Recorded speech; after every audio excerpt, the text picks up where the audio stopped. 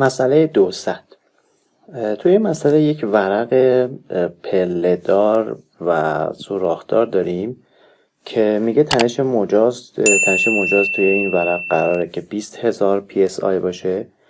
ماکسیموم نیرویی که میشه بهش وارد کرد رو به دست میاد. خب قاعدتاً احتمال شکستن از محل سوراخ و محل پله هست، چون این دوتا نقطه تمرکز تنش داره.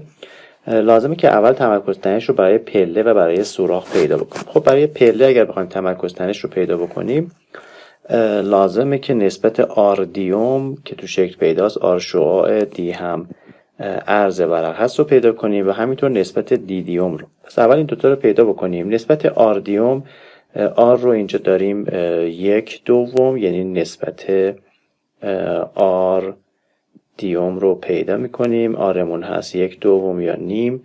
دی رو هم داریم 5 اینچ، پس نیم تقسیم بر 5 اینچ که میشه نیم تقسیم بر 5 اینچ مقدارش میشود 1/10. نسبت دی به دی رو حساب کنیم. دی به دی، خب دی رو اینجا داریم 6.5 اینچ تقسیم بر 5 اینچ هم عرض داریم. 6.5 تقسیم بر 5 میشود 1.3. خب حالا با این تفاصیل برای پله من اگر برم و تمرکز تنش رو بخونم، آر به دیوم 1/10 که همچین جایی هست و دی به دیوم 1.3 هم نمودارش اینجا هست. تقریبا یه همچین مقداری میشه تقریبا 2.05، یعنی یک مقدار کمتر از 2.1. پس کایتی برای این حالت میشود 2.05. و خب حالا میتونیم تنش رو حساب کنیم. تنش هست کایتی ضرب در پی به آ. خب میتونیم مقدار نیرو رو از این رابطه پیدا کنیم. پی میشود سیگما ضرب در آ تقسیم بر کایتی. خب سیگما رو داریم 20,000 تا 20,000 ضرب در آ مساحت. خب مساحت رو عرض ورق رو داریم 5 اینچ ضرب در ضخامت ورق رو داریم 3/4 اینچ، یعنی ضرب در 75 تقسیم بر کایتی که هست 2.05. اگر که این مقدار رو حساب بکنیم، پی می شود 3658 پوند. خب برای اینکه ماکسیموم نیرویی که میتونیم وارد بکنیم برای مقطع پله شد پی برابر با 3658 پوند.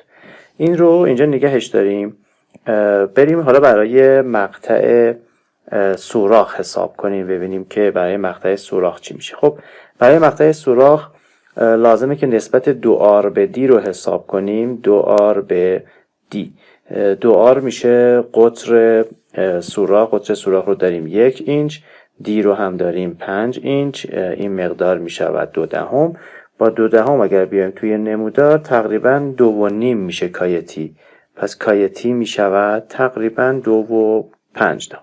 خب از رابطه سیگما برابر با پی به آ ضرب در کایتی میتونیم مقدار پی رو محاسبه کنیم. پی میشود سیگما ضرب در آ تقسیم بر کایتی.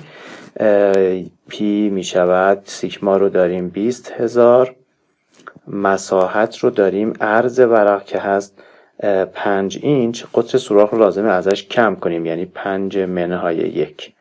ضخامت ورق رو داریم 3/4 یا 75 تقسیم بر کایتی که هست 2.5.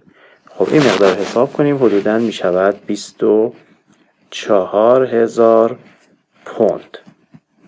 پس یه پی هم پیدا کردیم که برابر شد با 24,000 پوند. این دوتا رو اگر مقایسه بکنید، ما ماکسیموم پی رو میخوایم، ماکسیموم پی مجاز رو میخوایم، قاعدتا این مقدار کوچیکه خواهد شد. پس جواب ما میشه 24,000 پوند. چرا؟ چون اگر بیشتر از 24,000 پوند در نظر بگیریم، از طرف سوراخ، از کنار سوراخ، ماکسیموم تنش از مقدار مجاز ما میزنه بالا. پس نیروی مورد نیاز نیروی ماکسیموم برای این ورق می شود 24000 پوند.